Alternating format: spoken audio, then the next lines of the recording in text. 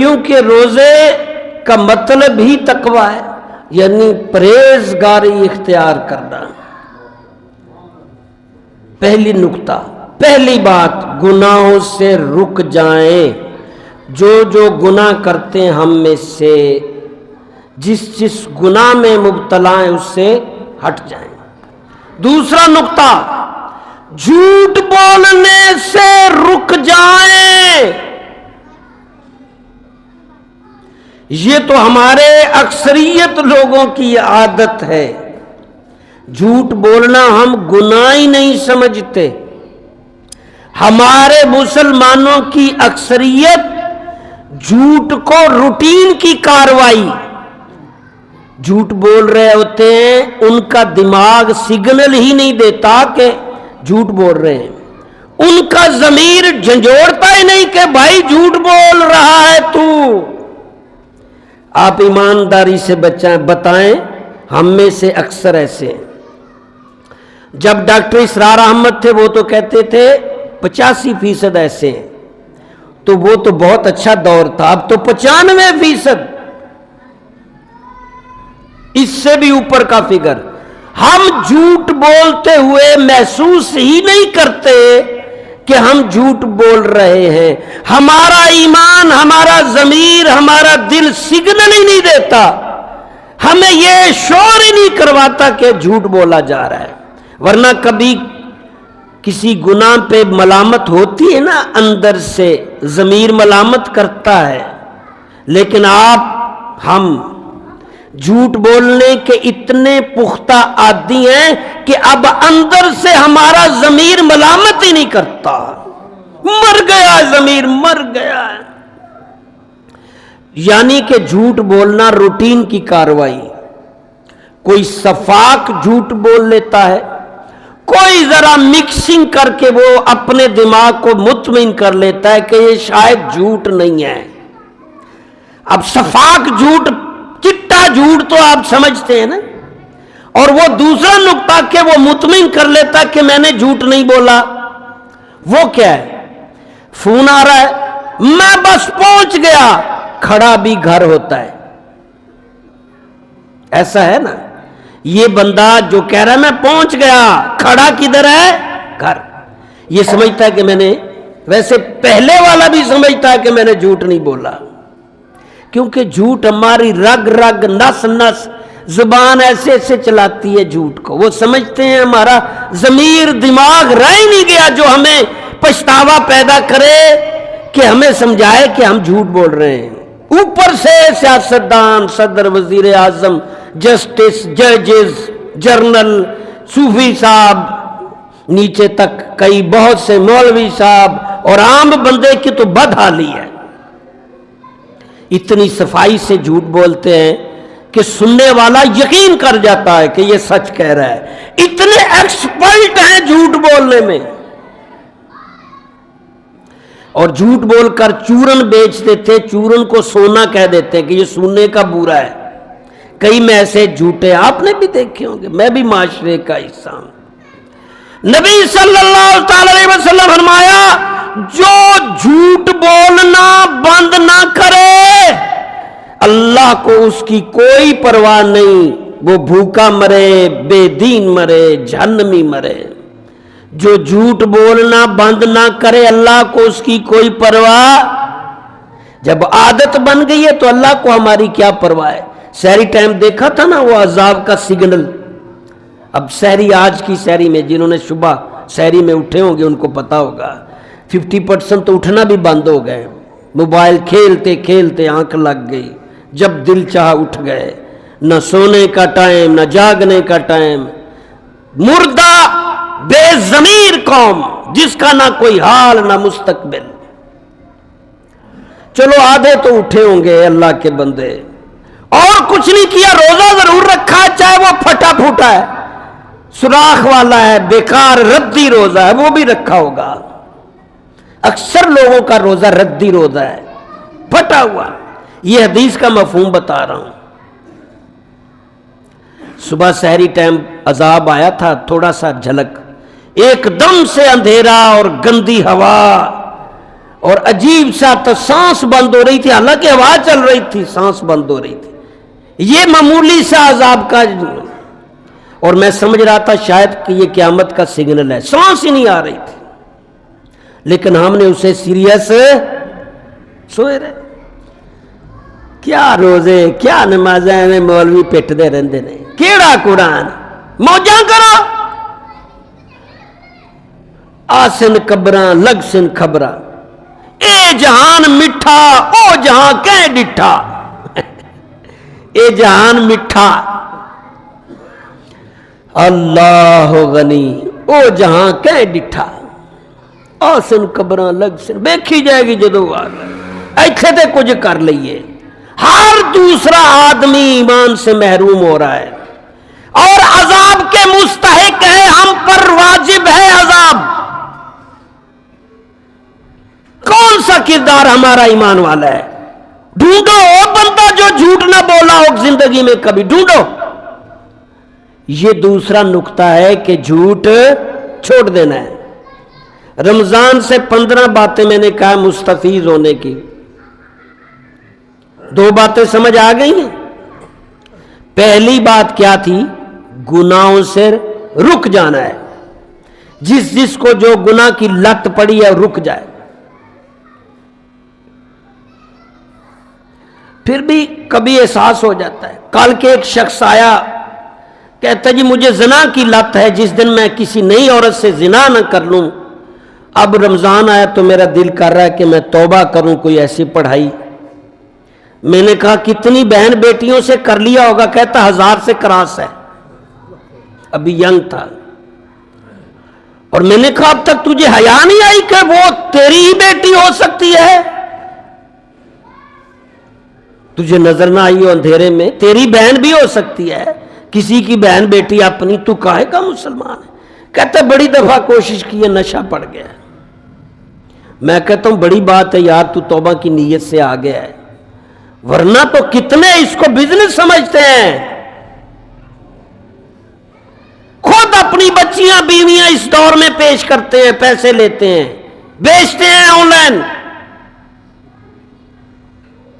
مجھے یاد ہے کچھ عرصہ پہلے میری ایک اسٹوڈنٹ اغوا ہو گئی تھی، پرانی بات ہے تھوڑی سی، اور بڑے سالوں بعد جب وہ ملی تو میں نے اسے کہا کہ کہاں سے ملی؟ اسٹیشن سے. یہ ہمارا. جب وہ کہتی ایسے گھر میں رہ رہی تھی، اس نے جھوٹا نکاح نامہ بنایا، ماں کے علیحدہ یعنی ساس کے علیحدہ گاہک جو اس کا ساس بنی، نند کے علیحدہ گاہک اور میرے لیے علیحدہ گاہک. اور ہم میرا یعنی جو شوہر بنا تھا اور اس کا ابا، یہ دونوں سارا دن گاہک ڈھونڈنے جاتے تھے، اسٹیشن میں پھرتے رہتے تھے کہ کس نہج کا گاہک چاہیے، وہ ہمارے گھر دستیاب ہے. اس سطح تک یہ قوم مسلم پہنچ گئی ہے. یہ تو مجھے اتنا آپ کو معلوم ہے، اس سے آگے کا سوچیں. تو یہ عذاب نہ ہے تو کیا ہے بتاؤ؟ پھول برسیں، رمضان میں بھی نہ رکیں جو. تو اب تک میں نے 2 باتیں بتا دی ہیں. نمبر 1 گناہوں سے رک جائیں. جو جس گناہ میں مبتلا ہے وہ رک جائے. دوسری بات کیا بتائی؟ کہ آپ سن رہے ہیں میری باتیں؟ دوسری بات یہ بتائی ہے کہ جھوٹ بولنے سے رک جائیں، کیونکہ اللہ کے نبی فرمایا جو جھوٹ بولنا بند نہ کرے اللہ کو اس کو کوئی پرواہ نہیں. میں بھی اس معاشرے میں 2 سطح سے پچھلے 30 سالوں سے موازنہ کر رہا ہوں. آفس سطح پہ جاتا ہوں اور مسجد سطح پہ آتا ہوں. مدارس میں، پیر خانوں میں، میلاد خانوں میں، نعت خانوں میں، چودھریوں میں، سیدوں میں، پیروں میں، سب جھانٹا ہے. 95% جہنمی ہے. ڈھونڈتا رہتا ہوں کوئی خدا خوف والا مل جائے جسے احساس ہو کہ میں نے مرنا ہے، جس کا ظاہر باطن ایک جیسا ہو، اوپر سے سانپ، اوپر سے بڑے خرگوش، اندر سے سانپ.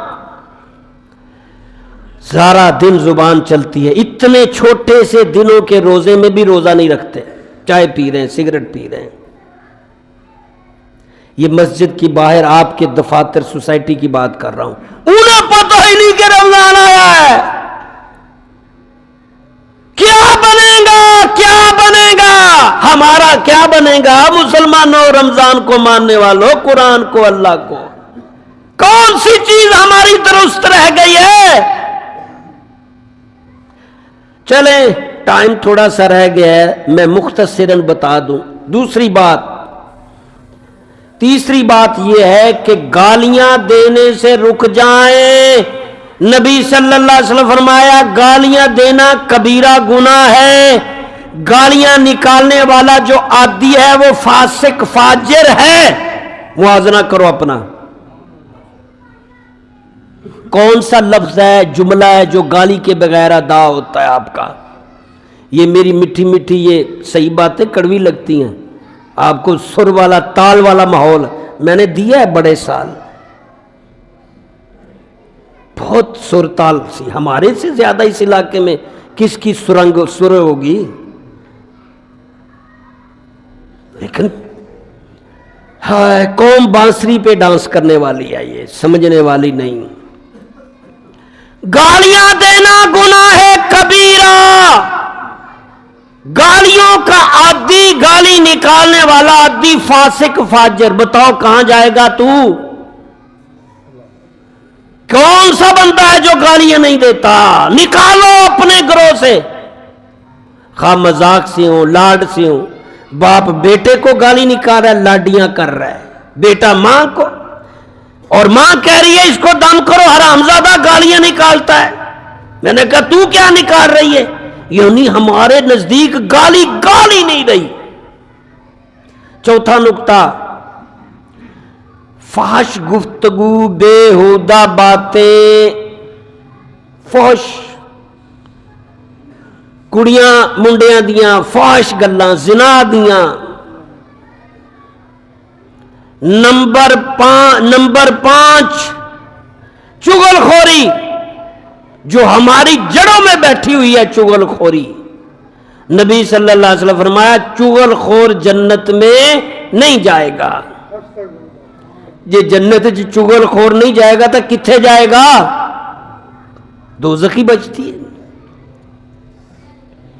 ایسے ہی اس کی بات اس کو، اس کی بھائی مطالعے میں لگ جایا کرو، مصروف کر لیا کرو، ڈنڈ بیٹھ کر نکال لیا کرو، یوگے کر لو، تلاوت کر لو، تسبیح، کیوں کسی کی کردار کشی، کیوں غیبتیں چگلیاں کرتے؟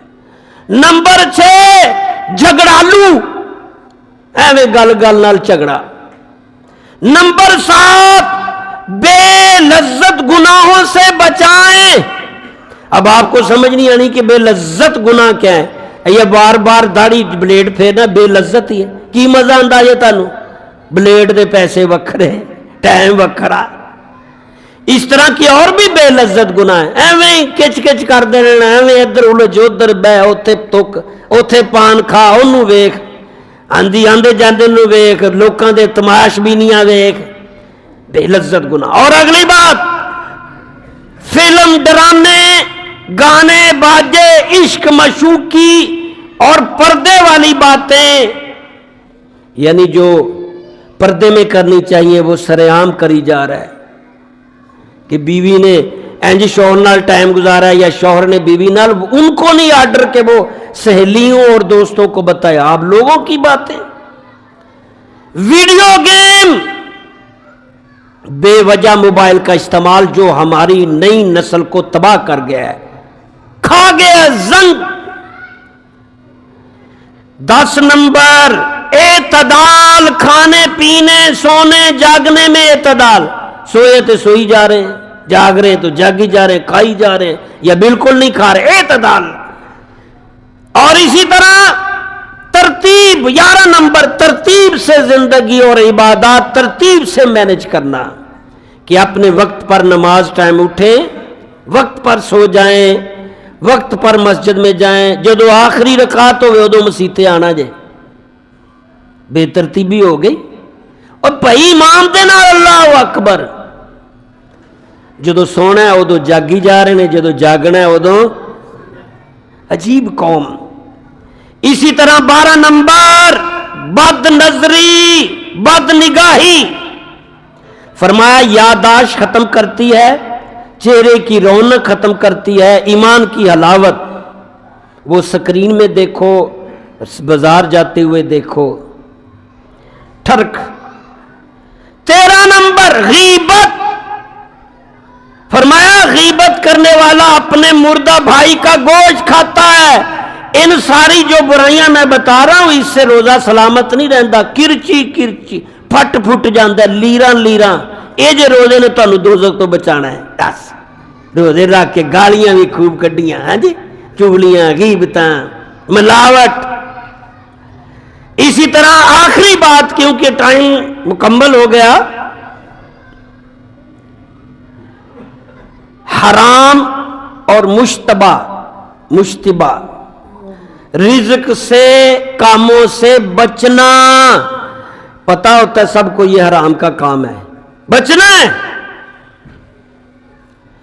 حرام کے کام سب کو پتا ہے، حرام کے کاموں سے بچنا ہے، حرام چیزوں سے، حرام کاموں سے۔ ہمارے ہاں کنسپٹ ہے سود حرام ہے نہیں کھاتے، کتا حرام ہے نہیں کھاتے، تو رشوت کیا ہے؟ وہ حرام نہیں ہے۔ کک بیکس کیا ہے؟ دونوں سائڈوں سے کمیشن لینا کیا ہے؟ سود کھانا کیا ہے؟ تو سوچو، صرف کتا سور ہی حرام نہیں ہے، بہت سارے ایسی ایکٹیویٹیز ہیں، ایسے کام ہیں جس کے کرنے سے رزق حرام ہو جاتا ہے۔ رزق حرام کھائی جا رہے ہیں، کتا تے انہوں اگے رکھے جی یہ حرام ہے حرام ہے۔ تو کام کون سے حلال ہو رہے ہیں؟ کھانا پینا کون سا حلال ہے؟ حرام چیزوں سے، حرام کاموں سے، دو باتیں ہو رہی ہیں، حرام چیزیں، حرام باتوں سے بچنا۔ حرام چیزوں کا پتہ نا کون کون سی حرام ہے، اس میں رشوت بھی، ملاوٹ کر کے کیمیکل والا دودھ بھی، جتنی سبزیاں تو نہیں میں نے ریسرچ کی، پھل پہ میں نے اور گوشت پہ کیا ہے، مجھے نہیں ملا کوئی ملاوٹ کے بغیر۔ مہنگے سے مہنگا کنوں، سستے سے سستا درمیانہ، سارا وہ میٹھے پانی میں ڈبوتے ہیں، اس کی جلد کے اندر سے میٹھاس جاتی ہے، وہ کھٹے کو میٹھا کرتے ہیں، وہ بیچتے ہیں۔ سارے پھلوں کو کیمیکل۔ کیا اس کا حلال رہے گا؟ مجھے زندگی میں ایک شخص ملا تھا جس نے یہ کام ہی چھوڑ دیا تھا، کہتے اس میں آلو تک ہر چیز میں ملاوٹ ہے، میں یہ کام ہی چھوڑتا ہوں، دیہڑی کروں گا، مزدوری لوں گا۔ اور آپ کہیں گے کہ یہ کام نہ کرے تو پیسے پورے نہیں ہوتے، تو تم نے کس نے کہا کہ یہی کام کر؟ ادھر نہیں پورے ہوتے تو کہیں اور چلا جا، سینکڑوں کام ہے بھائی۔ ایمانداری سے حلال اور حلال چیزیں، حرام کاموں سے بھی رکنا ہے، حلال کمائی سے بھی رکنا ہے۔ حرام کام ہے یہ جوا، شراب بازی اور یہ سارے حرام کام، آپ جانتے ہیں، مجھے بتانے کی ضرورت نہیں ہے۔ اس میں مشتبہ یا مشتبہ یعنی شک والے کاموں سے بھی بچنا ہے، جس میں شک ہو کہ شاید یہ گناہ ہے، شک ہو کہ شاید یہ حرام ہے، ان سب باتوں سے بچنا ہے۔ اللہ کے نبی، مجھے تو لگتا آپ ادھر ہے ہی نہیں، مسجد ویسے بھر گئی ہے، سبحان اللہ کہو گے تو مجھے لگتا ہے یہ باتیں اوپر سے گزر رہی ہیں، ادھر سے ٹکراتی ہیں۔ یار ویسے جب قرآن صحیح دل سے پڑھیں یا نصیحت کریں نا، سننے والوں کو نیند آنا شروع ہو جاتی ہے۔ شیطان کہندا سو جا، دماغ کم دا حساب لا رہا ہے، اتھوں لینا ہے اتھوں دینا ہے، کیونکہ وہ چنگی گل دی عقل چ وڑن ہی نہیں دینی، ستے ہو سارے۔ کچھ چند بندے چھڈ کے سلیم صاحب جاگ رہے ہیں، بڑے عرصے بعد قابو آئے نے۔ نبی صلی اللہ علیہ وسلم فرمایا ایک لقمہ حرام کا، ایک لقمہ 40 دن کی نمازیں ختم کر دیتا ہے۔ پڑھ نمازیا تیریاں نمازاں، ایک لقمہ کھا تے 40 دنوں دی نماز ختم۔ حدیث پڑھ رہا ہوں تے لقمے گن، کیا بچتا ہے تمہارے پاس، ہمارے پاس کیا بچا ہے؟ کس منہ سے قیامت کو اللہ کا سامنا، نبی کا سامنا، کون سے کردار ہیں؟ تو باہر کیف ہاں جمرے بھی کیتی جانا ہے، سارا کچھ اپنی جگہ۔ رمضان ہے، توبہ استغفار کر لے، موقع ہے ان 15 باتوں سے متفق ہو جائیں۔ یہ میرے یوٹیوب پہ پڑی ہوئی ہیں، پھر سے اس کو سن لینا، اور ریٹن فیم میں غلام شبیر کو بھی دے دیا، تو اللہ ہمیں عمل کی توفیق دے۔